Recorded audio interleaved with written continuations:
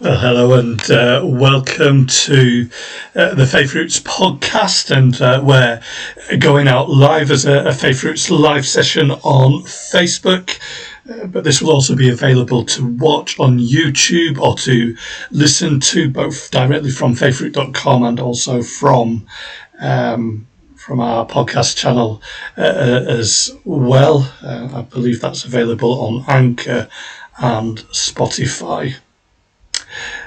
And today what I wanted to do was to give a bit more time to talking about how we face the big issues and challenges in life.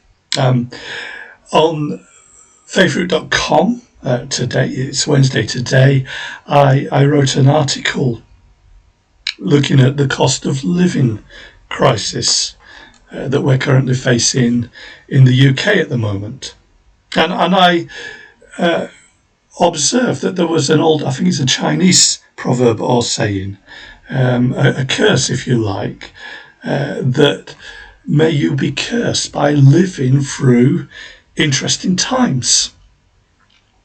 Recently, I did one of those little polls that you can do on social media, on Twitter, and I asked people whether or not they would prefer to have a prime minister who was exciting and interesting and fun, or a prime minister who delivered boring politics. And notice I wasn't necessarily saying that they would be a boring person themselves, though I think people would make the same assumptions.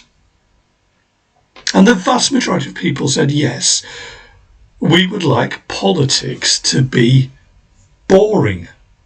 Having been through all of the excitement of referendums, the Scottish independence referendum, the Brexit referendum, through all of that Brexit process, having been through all of the upheavals of COVID, having experienced general elections in 2015 and 2017 and then again in 2019 with very colourful but very divisive, very partisan figures, very tribal figures on both sides of the political divide. I think there's a sense that people would like their days to be less interesting. And that's good news for politicians that are perceived as likely to be a safe pair of hands, likely to be judged less on their charisma, their ability to woo and to wow the crowds, and more on their ability to demonstrate competence and calmness under pressure. Politicians like Rishi Sunak for the Conservatives and good news for Labour, Keir Starmer, seem to come out well on those measures. I'm sure that whoever the Liberal Democrats leader is would probably come out strong on those measures as well if we could remember who he was. That's a little bit naughty, isn't it, for a podcast, and I hope any Liberal Democrats listening in or watching will forgive me for that cheeky aside. But the reality is that we don't seem to be facing boring times. We do seem to be living through interesting times. Now, as I said when I was talking about the cost of living crisis, we feel that these are abnormal days. That from probably around about 1990, after the fall of the Berlin Wall, the collapse of the Soviet Union, after the recession that had hit around about 1990, 91, and the Gulf War then, and also alongside that, being very parochial about this and talking about the United Kingdom, having seen even at that stage, even before the Belfast Agreement, significant de-escalation in the troubles in Northern Ireland. there was a feeling that we were living through days of uninterrupted peace and prosperity. That there wasn't a threat of serious war and bloodshed on our own doorstep. Wars, if they were fought, were local and far away. A military campaign in Kosovo, the occasional cruise missile attack on Saddam Hussein in Iraq, but peace at home, interrupted, of course, by the horrendous terror attack on New York and Washington on 9/11. But even then, outside of a couple of spectacular terrorist attacks, the London bombings, as well, the Madrid bombings, generally speaking, we felt safe and secure at home. And again, wars, when fought, were a long way away from us. There wasn't the likelihood that you were going to have to put up blackout curtains or go down into the air raid shelter or acquire a gas mask or prepare for a nuclear holocaust. We felt safe at home. And economically, we felt safe.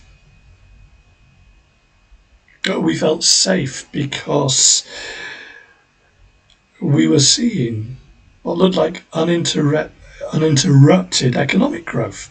Gordon Brown claimed to have ended the cycle of boom and bust. Interest rates were low and inflation was low as well, which made it, again, far easier to plan for the future.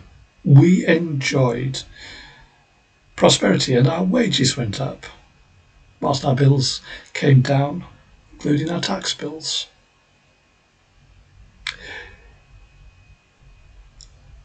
Labour and Tory governments alike expected to cut taxes and expected to keep inflation under control and to keep unemployment down. It seemed that you didn't have to choose between those dangers. But in fact, such a scenario that we experienced between 1990 and really around sort of 2008 to 2010 was deeply unusual. Just like I've mentioned before, that quite often we've thought about our culture, our Western individualistic, liberal, democratic culture, and seen that as dominant, when in fact it reflects only a very small part of history and a very small part of geography. So too, to live in uninteresting, boring times, to live in times of uninterrupted peace and prosperity is unusual, historically unusual, and unusual for most people around the planet. We were the odd ones out. And it's worth saying that as we start to move into times of even greater uncertainty. Worth saying that because whilst there's the possibility that we might see some bounces along the road and then this return to normal post-COVID, that is possible.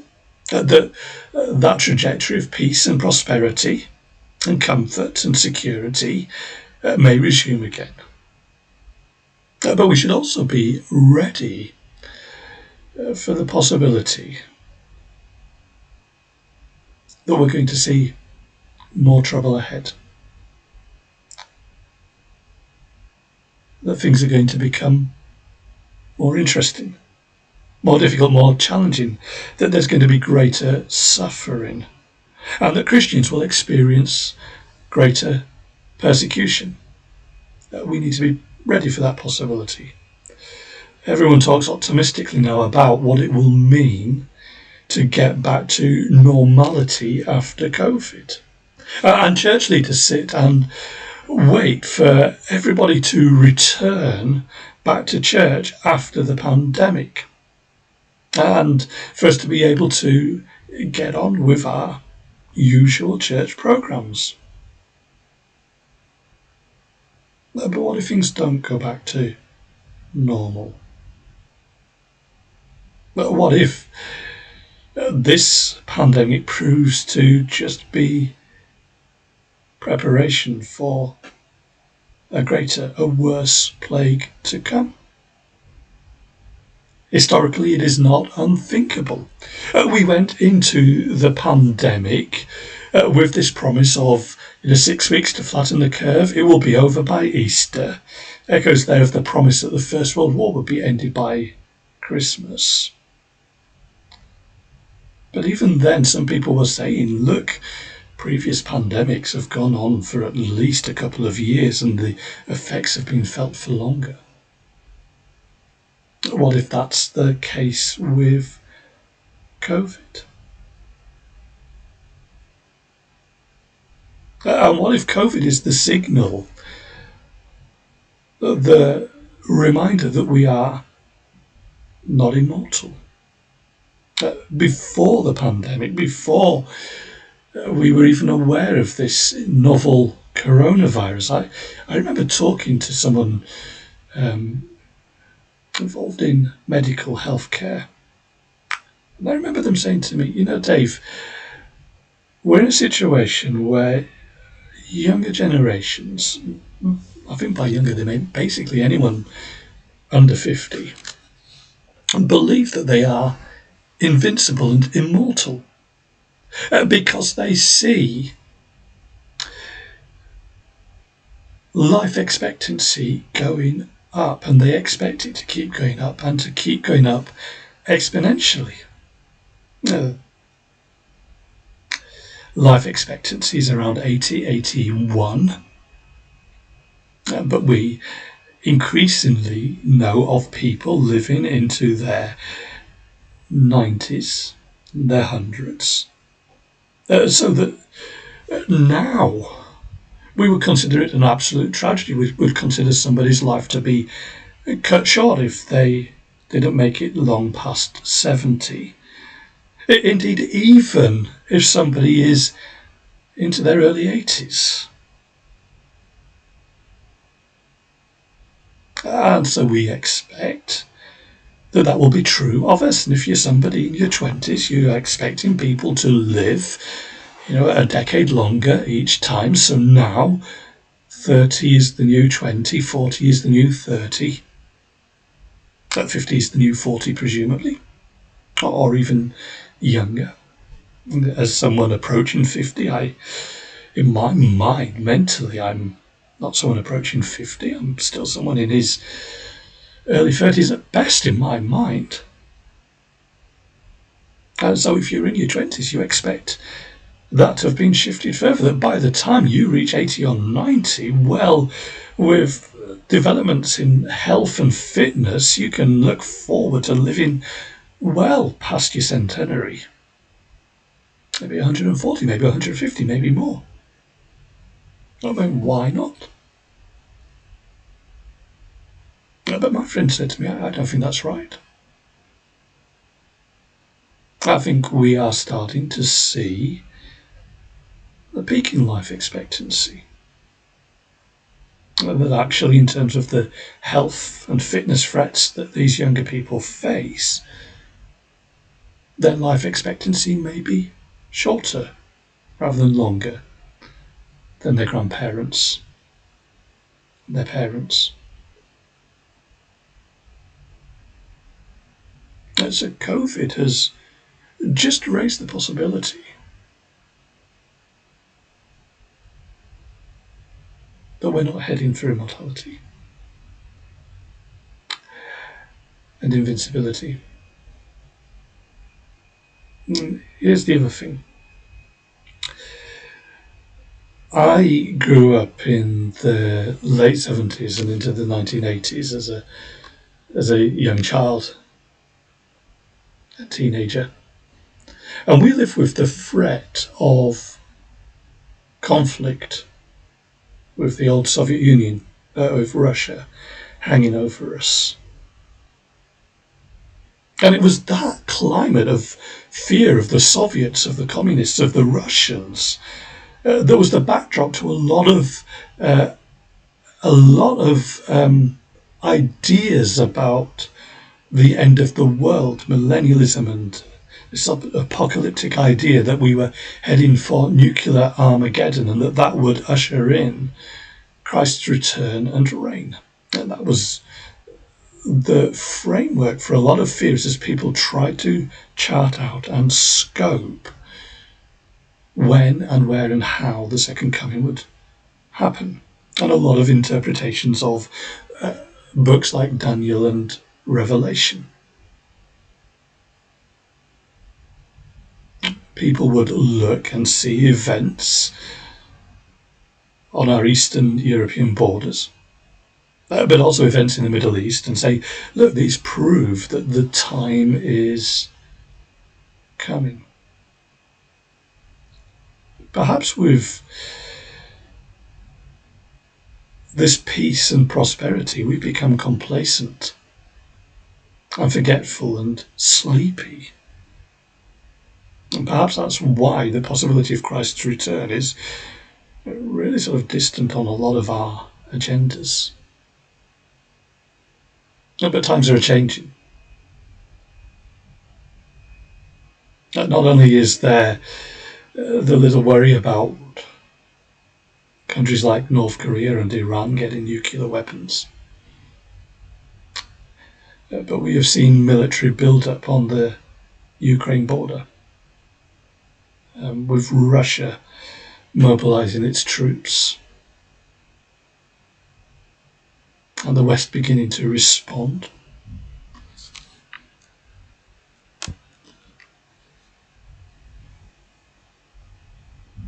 And that creates greater tension and fear.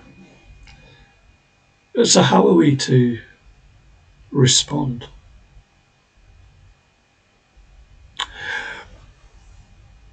Well, I think in terms of responding to those things, that the first thing we need to do is to think scripturally. And so I'm going to read from the Bible for us.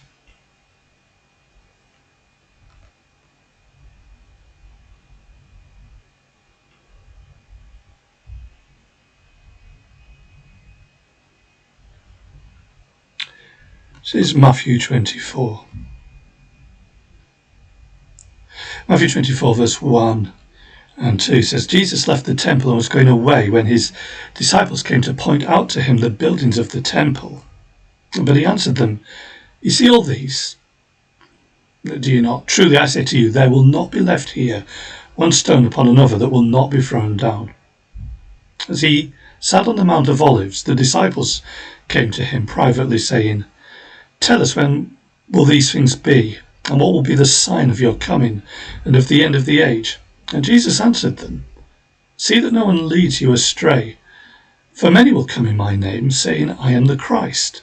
And they will lead many astray. And you will hear of wars and rumours of wars. See that you are not alarmed. For this must take place, but the end is not yet. For nation will rise against nation, and kingdom against kingdom, and there will be famines and earthquakes in various places. All these are but the beginning of the birth pains. And then they will deliver you up to tribulation, and put you to death, and you will be hated by all nations for my name's sake. And then many will fall away and betray one another and hate one another. And many false prophets will arise and lead many astray. And because lawlessness will be increased, the love of many will grow cold. But the one who endures to the end will be saved. And the gospel of the kingdom will be proclaimed throughout the whole world as a testimony to all nations. And then the end will come. So when you see the abomination of desolation spoken of by the prophet Daniel standing in the holy place, let the reader understand. Then let those who are in Judea flee to the mountains. Let the one who is on the housetop not go down to take what is in his house, and let the one who is in the field not turn back to take his cloak. And alas for women who are pregnant, and for those who are nursing infants in those days. Pray that your flight may not be in winter or on a Sabbath. For then there will be a great tribulation, such as not been from the beginning of the world until now. No, and never will be. And if those days had not been cut short, no human being would be saved. But for the sake of the elect, those days will be cut short. And then if anyone says to you, look, here is the Christ, or there he is, do not believe it. For false Christs and false prophets will arise and perform great signs and wonders, so as to lead astray, if possible, even the elect. See, I have told you beforehand. So if they say to you, look, he is in the wilderness, do not go out. If they say, look, he is in the inner rooms, do not believe it. For as the lightning comes from the east and shines as far as the west, so will be the coming of the Son of Man. Wherever the corpse is, there the vultures will gather. Immediately after the tribulation of those days, the sun will be darkened, and the moon will not give its light, and the stars will fall from heaven, and the powers of the heavens will be shaken. Then will appear in heaven the sign of the Son of Man, and then all the tribes of the earth will mourn, and they will see the Son of Man coming on the clouds of heaven with power and great glory. And he will send out his angels with a loud trumpet call, and they will gather his elect from the four winds, from one end of the heaven to the other. So this is in Jesus' last week before his death and his resurrection. And during that week, it's the Passover festival time. They're going in and out of the temple. And this was one of the wonders of the ancient world, this temple that had been rebuilt and modified and made grander and more beautiful, particularly by Herod. And the disciples are amazed at it. They're in the metropolis looking at this grand complex of buildings. They say, look, Jesus, look how amazing it is. They're just in awe like tourists. But Jesus says that, yeah, they look good, don't they? But one day this is all going to be obliterated. All going to be torn down. And that's what prompts the disciples to ask Jesus, when's this all going to happen? Verse 3. And what will be the sign of your coming and of the end of the age? Notice here that they are associating this destruction of the temple with Jesus' triumph as Messiah. Remember, the disciples at this stage haven't fully understood about what it means for Jesus to die and to rise. They still haven't got their heads around the fact that he's going to leave them for a period of time. But they know that his triumphal reign is coming in some shape or form. And they associate that with the end of the age or the end of the world. And when Jesus talks about the destruction of the temple, which they associate with permanence, with security, with the world as it is, and that it can't but help but see that event as effectively world-ending, world-shattering, a sign of the times. So they associate Jesus' triumph and the destruction of the temple together with the end of the age. And Jesus' response to that is not to give them an explicit sign or to give them dates or times. Instead, he does a couple of things. The first thing he does is he says, look, there are going to be wars and rumours of wars. There's going to be famines and earthquakes and plagues. There's going to be pandemics and international crises. But these are just the beginning of the birth pains. These are not the signs that the end is here. You're not to be alarmed. The end is not yet. You're not to be distracted. People will say, look, the Messiah has arrived, and Jesus says, but that won't be the case. Don't go running out into the desert or to meetings in the city when someone promises you that the Messiah is here. Why? Because when Jesus returns, it will be public and obvious and clear to everyone.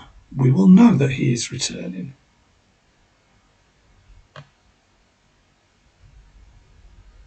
No, you are going to go through tribulation, you're going to go through persecution, you're going to be hated, verse 9. And sadly, a lot of people will fall away from faith. You're going to have false prophets, false teachers, people that will lead you astray.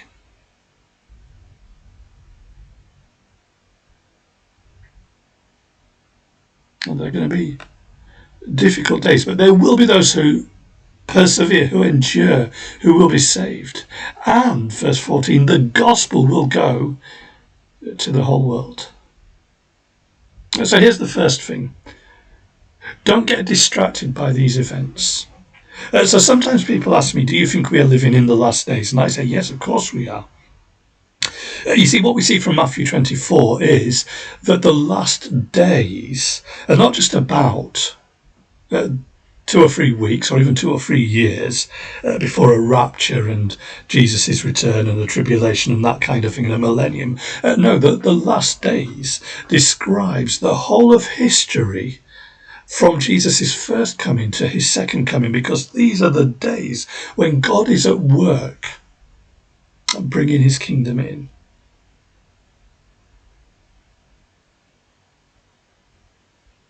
So these events, a pandemic, the threat of war with a major power, economic crisis, they are signs.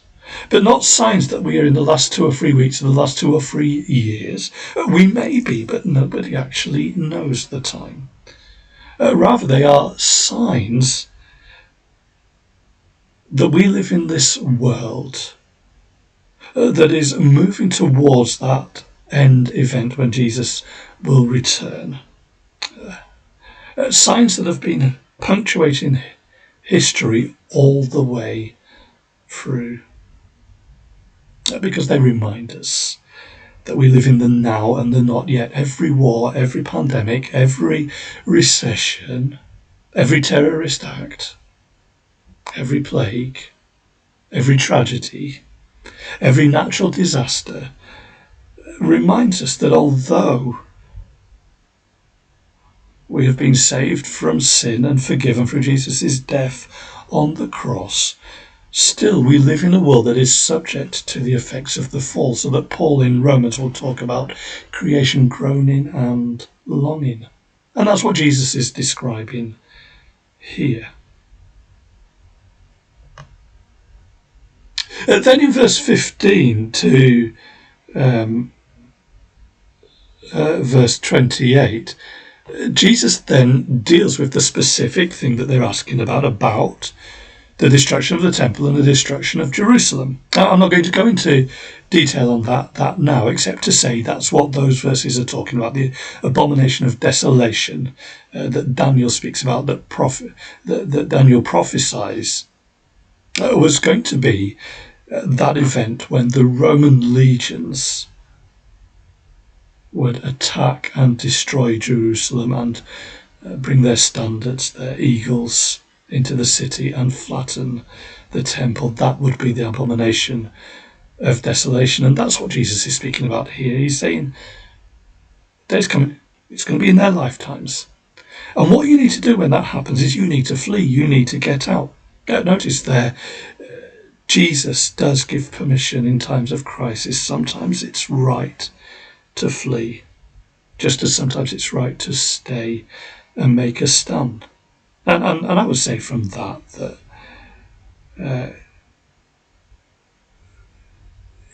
if some,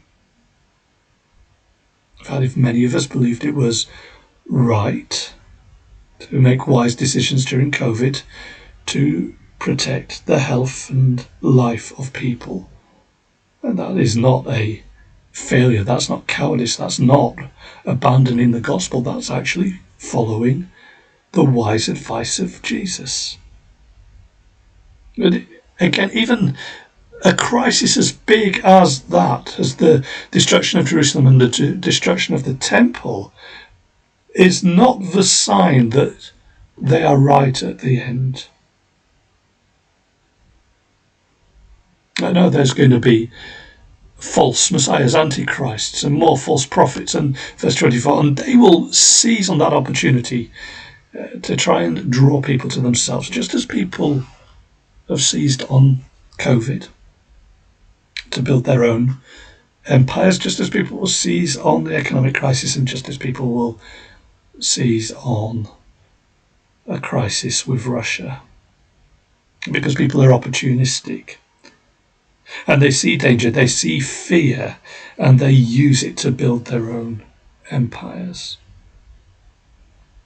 Just a little bit of a aside here. During the pandemic, we had to make decisions about government restrictions. And I think the vast majority of church leaders decided that it was wise, both loving to our neighbours and wise as a witness for the gospel, to follow those instructions and guidance and regulations carefully. So we suspended our meetings in person and we went online, and we returned and we held off from singing, and we put social distancing measures in, and we wore face masks. Other Christians felt that that was a step too far, and that it was important to honour Christ and the gospel by saying, we're not going to be cowed by this virus. We will be careful and cautious, yes. But actually, the government restrictions have gone too far. It's an imposition against liberty and against faith, and we are going to make our stand by just going about things pretty much as normal. It was a difficult choice, wasn't it? And you may have gone for the latter option and disagree with me on that. And I don't think that as Christians we can accuse each other simply because we made different choices about what was responsible, what was God-honouring, what was loving to him and our neighbour, and what would work for the furtherance of the gospel. But, and this is important, I find it disturbing,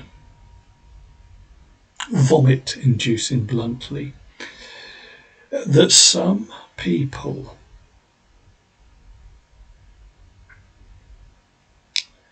took great delight in announcing that they had grown as a result of refusing to comply with things like face masks and social distancing and that kind of thing. And specifically, not that they had grown by seeing people come to faith in Christ, but because Christians from other churches had joined them, and because their churches were still complying with COVID measures. It's shocking, isn't it? Because the same people that made that kind of statement are the same kind of people who for years have told us that any evidence of growth in numbers was evidence of compromise, that we were to be faithful, that we're not in the numbers game. And now here they are, boasting about their short-term numerical growth, and specifically their growth at the expense of other Bible-teaching, gospel-preaching, Christ-honouring churches. They have engaged in sheep stealing.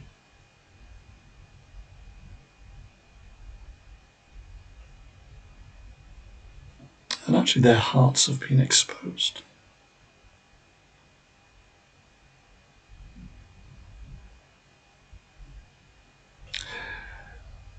Let's make sure that we are not like that, opportunistic during times of trouble.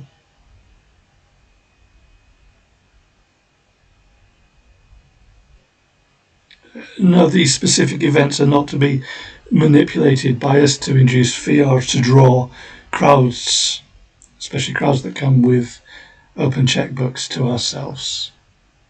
They're evidence that we are processing through time and that we need Christ to return, that this world groans for his return.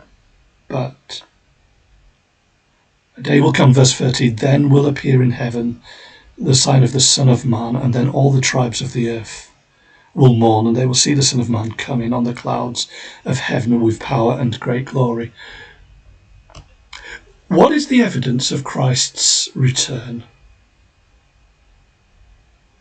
The evidence of Christ's return is his return. We will know he is coming when we see him coming. So we don't need to second guess the date of his return by charts, by interpretations of events, by trying to read these events into biblical prophecy. No, when the time comes, when we need to know, then we will know.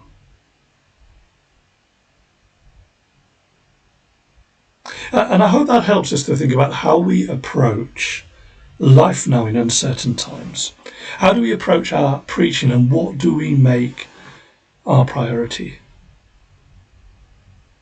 I want to suggest that if times become more uncertain, if war comes, if further plague and pandemic comes, if economic suffering comes, if natural disasters strike, if Christians experience intense persecution, how are we to respond?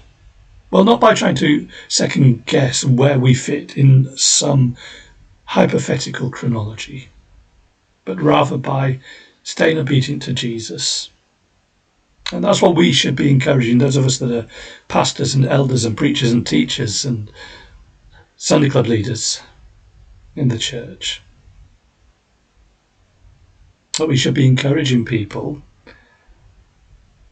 not to get distracted by events and rumours of events, by the claims of others, not to get caught up in speculation, but instead to know this, that God is sovereign over history and he will fulfill his purpose in his time, so that we can trust him and depend on him. We do not need to be frightened of Russia or frightened of the next variant. We can trust in God. That we should see these events, these difficulties, as reminders punctuating our life, punctuating our story, to remind us that there must be more than this, that there's this greater day to come that we are looking forward to seeing Jesus. And it should expand our joy in him and grow our hope in him. And finally, these events should motivate us to say that time is short, that Christ's return is imminent, not in that sense of we know exactly how many years or millennia it is, but knowing that Christ can return at any moment. And that if he doesn't return first, then each of us will die again at any moment. So that our urgent job is to preach the gospel, and the urgent need of our friends and our family, our neighbours, our colleagues, even our worst enemies, is to hear the good news about Jesus.